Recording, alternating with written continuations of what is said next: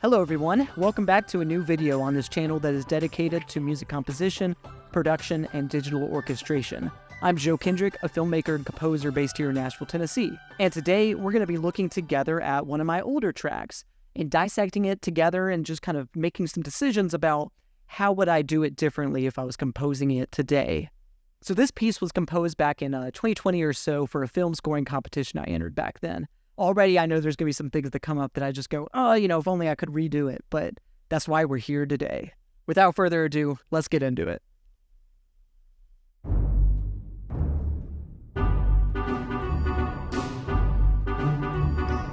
Already, I want to stop it, and I know that's early, but, the beginning of your piece is such an important part of the piece. That's when you set the tone. That's the first thing an audience hears. And already, I want to, to me, what sets me off is the tone. And I know this is like such a small nitpicky thing, but part of being a composer is you get to make a lot of small decisions. And sometimes these small decisions add up and affecting the larger piece. Artistically, it's not always like that. Sometimes it's better to just focus on the big decisions. But also, when it really comes to the tone of the piece, something like what instrument you want to use can become a pretty important thing. For instance, listen to that part again, that beginning couple measures.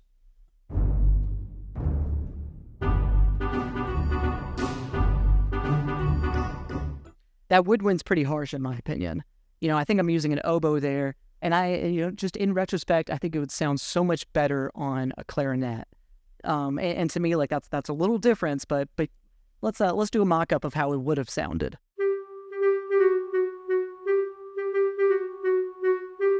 Upon further review, I'm not even sure that I didn't use a clarinet in the first run, but you can see already that I've opted for a much softer variation of it.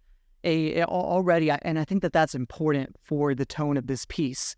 The way that I pictured this as a composer was thinking about it as if you're opening up a picture book. It's a lighthearted children's tale. And so to me, something that's too harsh with that, that's already too harsh. And if you can go for something just a little bit softer, already it's worth thinking about those things. But anyway, let's move on.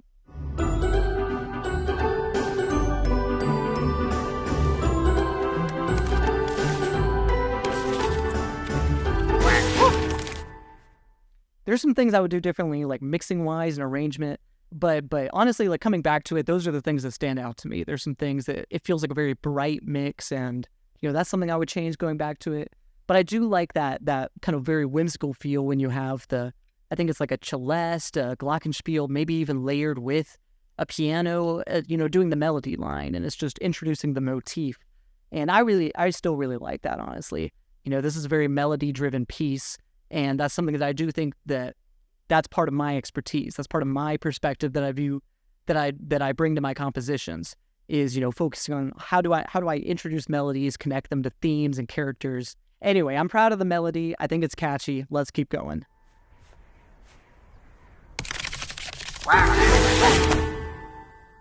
So there you can see already that part of the kind of prompt for this piece is that it's a combination of composing and leaving time for the sound effects. If you're composing for film, that's a hard balance to strike sometimes, but that is kind of the most important thing that you're going to be doing is thinking about, when do you go really bold, when do you let music play, and when do you back off? And I really like this rhythm of music, and then pause, and then let kind of a sound effect, let an action happen, and the music kind of can react to it, and just like how you sync that up. It's like it means that you have to kind of think like a filmmaker a little bit when you're a composer. But I think that's a lot of fun, and it's all storytelling. So if you could just connect film scoring to the storytelling and have nothing distract from it, you'll be in good shape. Let's keep going.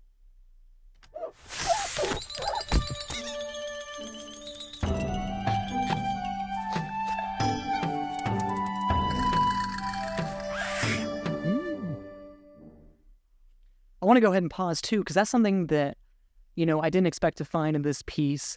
That little, it's just another variation of the motif. But something I've been really trying to do within the past year is how do you repeat a section in a new way? How can you reinterpret a melody and make it new just through the style and the arrangement? And I like that just that kind of iteration on the main melody as well keeps that. It just kind of giving you that main motif again and showing a more relaxed version of it. There's these two characters. One's very uptight, one's very relaxed. And already just in the expression of that melody, even though they use the same melody, it's the way it's expressed gives you a different character and insight into their character. But let's keep watching.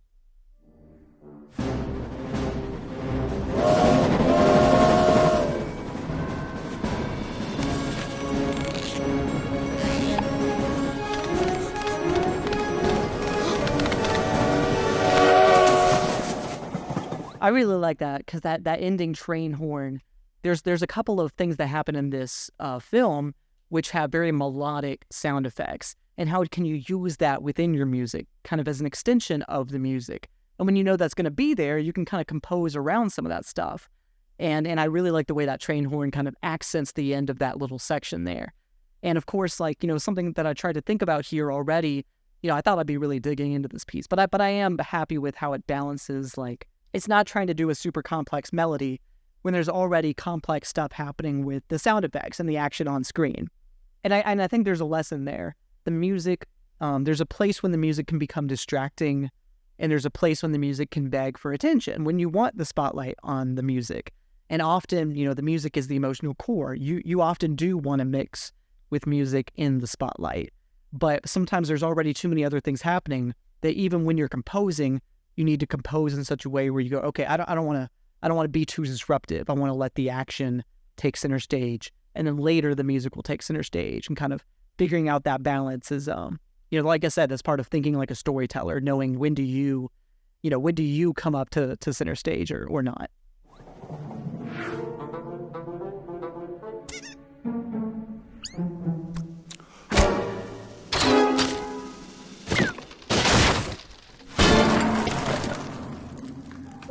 Something really powerful you can do with this type of short film, you know, and maybe there's some others where you can use that kind of philosophy, but anything you can really, you know, time specific musical moments with specific things happening on screen. And, you know, it feels more like a cartoon when it's really that, when it's that dramatic. But even when it's not a cartoon, I think there's still value in cutting to the beat, right? Or composing so that, you know, you're composing with the flow of the scene, right? Even if it's not like action, even if there's not every beat lands on a specific action or something, you know, I think it's always worth thinking about that in the rhythm of how you compose, right? And that's kind of a loose way of saying it. And, you know, that's something you just kind of have to build up a natural feel for, but that's something worth thinking about. Anyway, let's keep watching.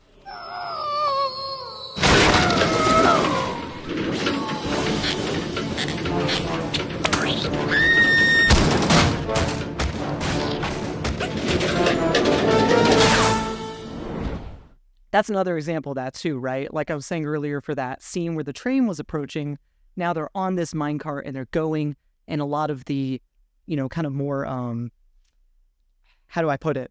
The main stuff your ear is picking up on are the sound effects in that little moment there. And so the music doesn't need to distract from that. The music is more just kind of laying down a beat, laying down a vamp, that down. You know what I'm saying?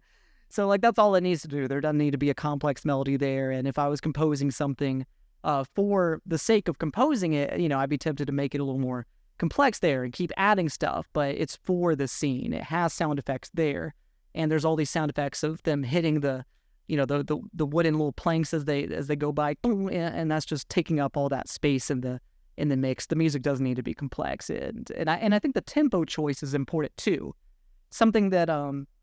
Something I was taught is that there are certain tempos you can use in combination with certain vehicles, but at the very least, you want the tempo to match kind of the speed of the action in some kind of feeling sense, right?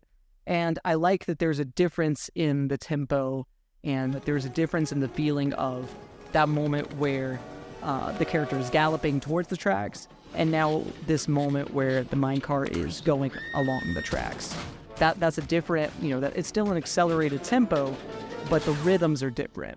And the ways that you can use rhythm to accent the movement that's happening, you know, that's a little thing that I didn't really learn to, you know, put into my composing, I feel like, until later. But it's worth thinking about. It may sound obvious, but I guess that's the thing I've learned about composing is there's so many things you can say that sound obvious, but are they actually ending up in your composing techniques? And that's the question.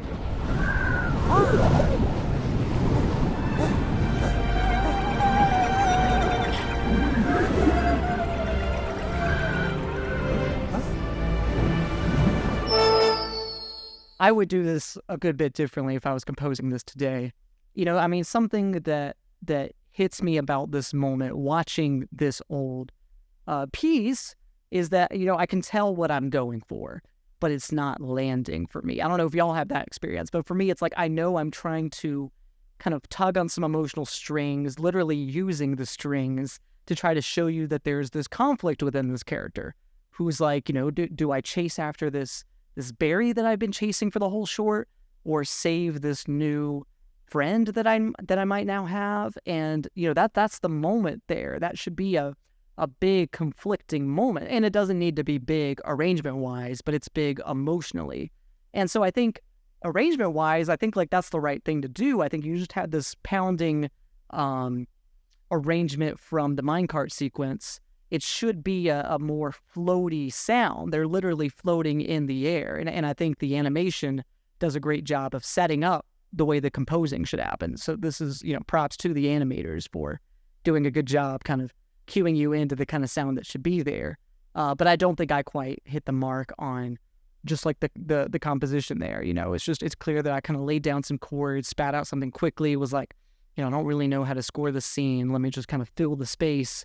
Because obviously that's an important moment. Space needs to be filled, but it's not a super inspired decision. So if I was redoing that, I still wouldn't do anything too distracting. And so I like the arrangement decision that I have, something with mainly just strings. I don't think I'd need to add a flute or even any kind of melody to it. But I do think just being able to choose those chords more carefully and construct that in such a way where it's not just like, let's just play some chords and then call it a day.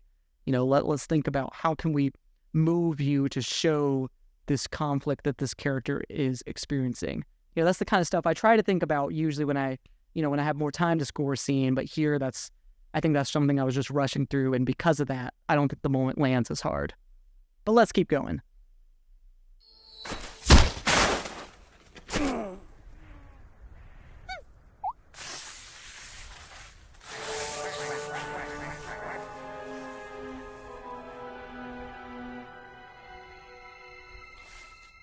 I want to go ahead and pause there because I used to feel the same way about that little moment.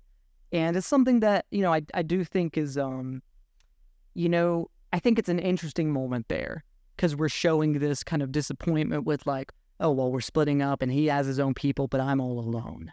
And that's an emotional moment. And I actually do like the way that I scored it there. I do think like arrangement-wise and mixing, there's new ways that I would approach that now, but it is something that it's a little moment. It's mainly just on the piano. And it has kind of an empty feeling. And I think that's to the benefit of the moment because it kicks in the next little scene.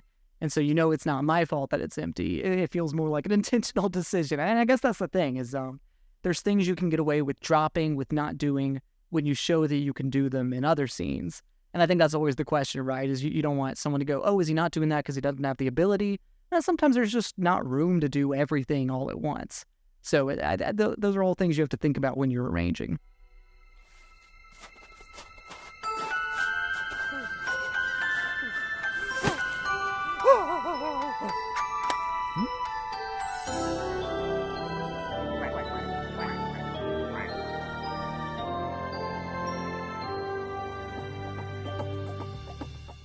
I really love that. To me, that still feels exactly the way it needs to. And I love that it's short. It doesn't linger on anything. It's not trying to draw out some emotional moment. It's just straight to the point of like, there's loneliness, and then there's a friend, and the music begins to pick up, and we end with this.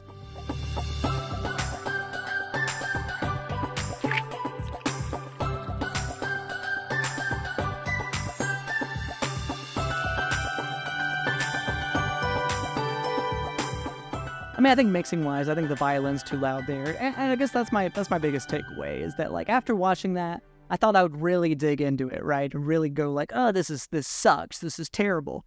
And there's so many little things that, like, it's been 2 or 3 years. I've gotten better at arranging and mixing and getting a better quality sound in the most literal sense, using better samples, all of those things. But even so, I still feel like I can defend the creative decisions. I still feel like, at least most of them, I feel like I can defend composition decisions, and I am more proud of it than I thought I would be. I don't always feel that way going back to an old piece, and this is clearly like, this is from a couple years ago, and I can hear that in the mix. But I do think creatively there's still, and I think that's the most important thing that I want to talk about on this channel. And I do want to get into a lot of technical stuff and really analyze, like, how can you get as good as you can be? How can you get the most out of what you're working with? That is stuff that I really want to dig into, but it's also like, when it comes to art, when it comes to the quality of art, I think craft has way more to do with the quality of your creative decisions than it does your technical expertise. And I think it's good to be able to hear something that's at different ranges of technical expertise, but that doesn't have to detract from it at all artistically. And so listening to this, it's like, within my means and within my skill level technically, I'm still proud of it creatively, and I think it still feels the way that I want it to feel for a cute little piece, about these little animals learning the power of friendship. So I don't know. That's just how I feel listening to it.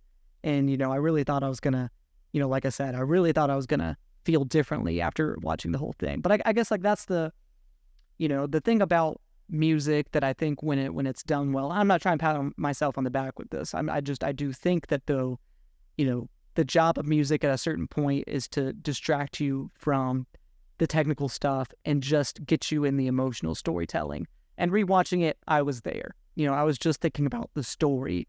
And does this benefit the story? Most of the time. I'm there. I'm sold. I'm thinking about these characters. And if you can do that, I think that you've succeeded as a composer. Thank you all so much for watching. I'm trying to be humble on this channel, but I do think it's worth talking about my own music. And there's stuff that I'm proud of, and I think I've done better music. And if you want to hear some of that better music, listen to my Spotify. I'm sure you all know the spiel. Become a member on Patreon and get exclusive behind-the-scenes access to all of my, all kinds of bonus features, scripts that I'm writing, storyboards, previs, all kinds of, behind-the-scenes stuff for my newest upcoming film projects. So become a member there and listen to my music on Spotify. If you, like I said, if you want to get some of that high-quality Joe Kendrick composition. So look up JoeKendrick on Spotify, Apple Music, or wherever you listen to music. Like I said, thank you all so much for watching. I'll let you go.